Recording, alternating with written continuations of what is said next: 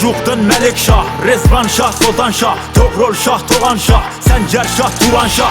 Alparslan Malazgirt'te vurdu yere Bizans'ı. Karşısında Arslan var, Rum'un yoktu şansı. İl Arslan Celalettin Sultan Mehmet Xarezm Şah. Moğol'un önüne set bolan Celalettin Xarezm Şah. Atlı böktü Rude sen de yere değmedi dizi.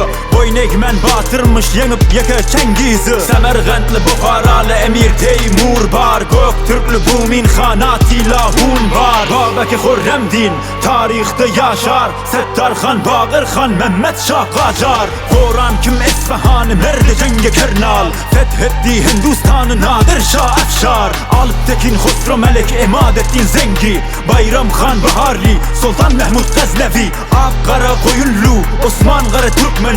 Arkada var Göroğlu, hiç vakt men ürkmen. Başımı damdı yukarıda, Şahı bolda Süleyman. Kafire hiç boyun eğmen, kalbıda dolu iman. Ertuğrul, Osman Gazi, Sultan Mehmed Fatih. Sultan Selim, Abdülhamid, Sultan Ahmet Bayezid. Şöhretmiş yıldırım, bilmelere bilirin. Osmani devletli sonrasılar kimdirin? Yine de köp han, Sultan Serdarlar var.